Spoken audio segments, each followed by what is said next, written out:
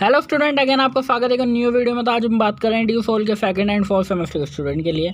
तो आज हम डिस्कस करेंगे कि आपको पासिंग क्राइटेरिया क्या है, यानी कि आपको कितने मार्क्स लाने हैं एग्ज़ाम में पास होने के लिए। उसका पासिंग क्राइटेरिया क्या है 2024 का।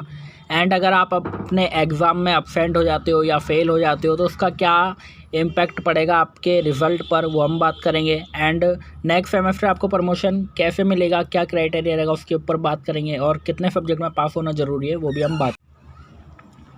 तो हम सबसे पहले बात कर लेते हैं पासिंग क्राइटेरिया की। आपको कितने मार्क्स चाहिए एग्ज़ाम में पास होने के लिए। तो देखो, अगर आपका एग्ज़ाम 75 मार्क्स का आता है, यानी कि आपका क्वेश्चन पेपर 75 मार्क्स का आता है, या कोई क्वेश्चन पेपर ऐसा होता है जो 50 मार्क्स का भी आ जाता है एंड आपका 65 मार्क्स के लिए भी आ जाता है। तो इन सब में वेटेज इन सब की अलग अलग है, बट लेकिन आपको पासिंग मार्क्स लाने हैं। अगर आपको क्राइटेरिया है आपका पासिंग मार्क्स का, तो वो रहने वाला है आपका 40% का। यानी आपको एग्ज़ाम में पास होने के लिए 40% नंबर लेकर आने पड़ेंगे। ये आपका पासिंग क्राइटेरिया रहेगा। यानी कि अगर मैं कहूँ आपको 75 मार्क्स का आपका क्वेश्चन पेपर है, तो आपको 40% नंबर लाने पड़ेंगे। यानी आपको 30 नंबर लेकर आने पड़ेंगे 75 में से, जब जाके आप पास हो पाओगे। तो आपको समझ आया कि आपका पासिंग क्राइटेरिया क्या है। आपका पासिंग क्राइटेरिया है 40%, यानी आपको एग्ज़ाम में 40% नंबर लेकर आने पड़ेंगे, जब जाके आप पास हो पाओगे। तो अब हम सेकंड बात कर लेते हैं कि अब अगर आप एग्ज़ाम में अब्सेंट हो जाते हो या फेल हो जाते हो तो देखो क्या होगा, उसका इम्पैक्ट क्या पड़ेगा रिज़ल्ट में। अब आप फोर्थ सेमेस्टर का एग्ज़ाम दोगे और कोई सेमेस्टर सेकंड का एग्ज़ाम देगा। अगर वो सेकंड सेमेस्टर के एग्ज़ाम में अब्सेंट हो जाता है या फेल हो जाता है तो उसके रिज़ल्ट में नॉर्मली शो हो जाएगा ER।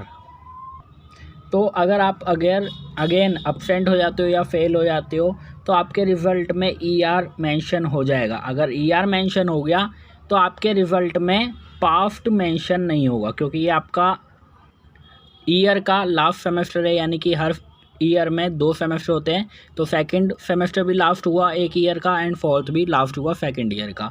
तो इनमें अगर आप पास नहीं होते हो, अब्सेंट हो जाते हो, फेल हो जाते हो, तो आपके एग्ज़ाम में आपके रिज़ल्ट में सेकंड सेमेस्टर में पास्ड लिखा नहीं आएगा। वहाँ पे आपको ER देखने को मिल जाएगा जिस भी सब्जेक्ट में आप अब्सेंट हो गए या फेल हो गए, एंड उसका अगेन आपको एग्ज़ाम देना पड़ेगा। अब हम बात करते हैं कि नेक्स्ट सेमेस्टर प्रमोशन क्राइटेरिया क्या है। यानी कि जो सेकंड सेमेस्टर के स्टूडेंट है उनको थर्ड सेमेस्टर में जाने के लिए एंड फोर्थ सेमेस्टर वाले स्टूडेंट को फिफ्थ सेमेस्टर में जाने के लिए क्या प्रमोशन क्राइटेरिया है कि वो नेक्स्ट ईयर प्रमोट हो जाए। तो देखो, जब एक सेमेस्टर से दूसरे सेमेस्टर में जाना होता है तो उसका कोई क्राइटेरिया नहीं है, बट लेकिन जब एक ईयर से दूसरे ईयर में जाना होता है तो उसके लिए क्राइटेरिया फॉलो किया जाता है। जैसे कि अब आपका क्राइटेरिया यहाँ पे फॉलो होगा, क्योंकि आप सेकंड सेमेस्टर से थर्ड सेमेस्टर में जाओगे, यानी आपका सेकंड ईयर स्टार्ट होगा। और जो फोर्थ सेमेस्टर के स्टूडेंट है वो फिफ्थ सेमेस्टर में जाएंगे, यानी कि आपका थर्ड ईयर स्टार्ट होगा। जैसे ही ईयर चेंज होता है वहाँ पर आपको प्रमोशन क्राइटेरिया फॉलो करना पड़ता है। अब प्रमोशन क्राइटेरिया क्या है मैं आपको बता देता हूँ। तो आपको स्क्रीन पे मैं दिखाता हूँ किस तरीके से होगा। जैसे कि फॉर एग्ज़ाम्पल आपके फर्स्ट सेमेस्टर, मैं फर्स्ट सेमेस्टर के स्टूडेंट का एग्जांपल लेके चलता हूँ। फर्स्ट सेमेस्टर स्टूडेंट एंड आपका थर्ड सेमेस्टर स्टूडेंट, ठीक है। तो ये जो फर्स्ट सेमेस्टर के स्टूडेंट थे उनके टोटल सब्जेक्ट 7 हैं एंड थर्ड सेमेस्टर वाले स्टूडेंट के भी 7 है। तो अगर आपकी ER आ गई है 4 सब्जेक्ट में फर्स्ट सेमेस्टर में, एंड ये थर्ड सेमेस्टर स्टूडेंट हैं, इनके में भी 3 में आ गई है ER। तो अगर जब इनकी सेकंड सेमेस्टर के एग्ज़ाम होंगे एंड उसमें भी इनकी ER आ जाती है 4 सब्जेक्ट में, तो ये टोटल हो जाएंगे आपके 8 सब्जेक्ट। एंड अगर इनकी थर्ड सेमेस्टर के स्टूडेंट है, अब इनके फोर्थ सेमेस्टर में आ जाती है 4 में बैक, तो ये टोटल हो जाएंगे आपके 7, ठीक है। तो ये हो जाएंगे टोटल 7, यानी कि first semester and second semester मिलाकर टोटल 8 सब्जेक्ट में इनकी बैक आ गई। एंड थर्ड सेमेस्टर के स्टूडेंट जो है जिनकी 3 में बैक थी, फिर फोर्थ सेमेस्टर का एग्ज़ाम अब ये देंगे। अगर उसमें फोर्थ सेमेस्टर में 4 सब्जेक्ट में ER आ जाती है तो टोटल हो जाएंगे 7 सब्जेक्ट।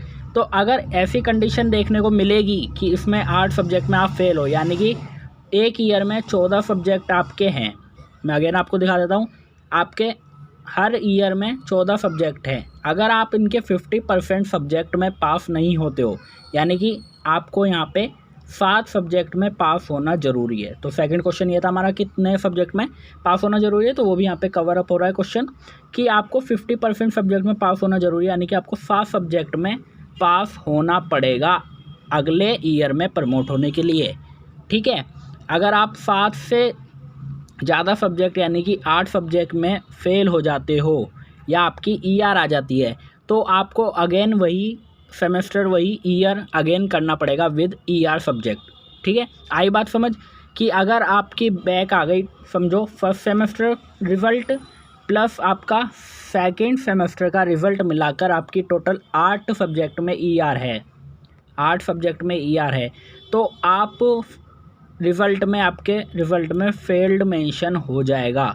और इसका इम्पैक्ट ये होगा कि आपको अगेन अपनी फर्स्ट ईयर कंप्लीट करनी पड़ेगी विद ईआर सब्जेक्ट। आपको फिर से एडमिशन लेना पड़ेगा फर्स्ट ईयर में।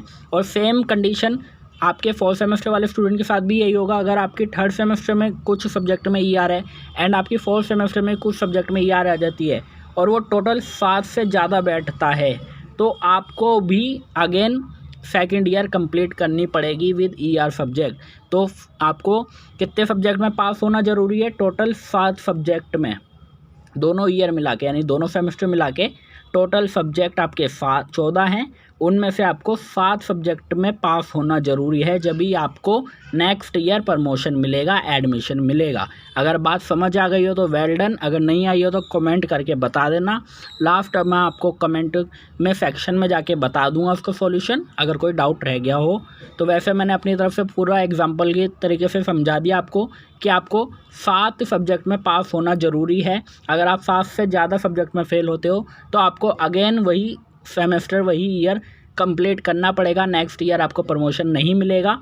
एंड अगर आप 7 सब्जेक्ट में पास हो एंड 7 सब्जेक्ट में फ़ेल हो तो भी आपको नेक्स्ट ईयर प्रमोशन मिल जाएगा। ठीक है, तो बात अगर समझ आ गई हो तो वेल डन, नहीं समझ आई हो तो कमेंट कर देना, मैं आपको बता दूंगा। एंड ऑफिशियल व्हाट्सएप ग्रुप का लिंक है ही, वहाँ पे भी आप मुझसे पर्सनली बात कर सकते हो अगर आपका कोई डाउट है। तो पासिंग क्राइटेरिया आपका क्या है, अगर मैं आपको बता दूं, आपका पासिंग क्राइटेरिया 40% का है। आपको 40% नंबर लेकर आने होंगे पास होने के लिए।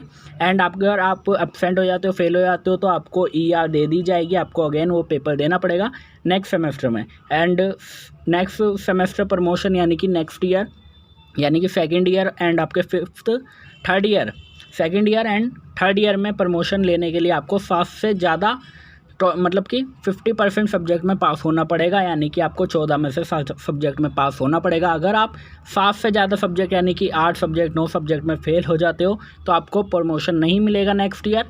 एंड अगर आप 7 सब्जेक्ट में पास हो, 7 सब्जेक्ट में फेल हो, तो भी आपको एडमिशन मिल जाएगा नेक्स्ट ईयर में। तो वीडियो अच्छा लगे तो वीडियो को लाइक करना, कोई कॉमेंट अगर आपका कोई डाउट रह गया हो तो जाके हमारे ऑफिशियल व्हाट्सएप ग्रुप में ज्वाइन हो जाना, वहाँ से आप मुझसे पर्सनली बात कर सकते हो। तो वीडियो अच्छा लगे तो वीडियो को लाइक करो और ऐसी वीडियो के लिए हमारे चैनल को सब्सक्राइब करो।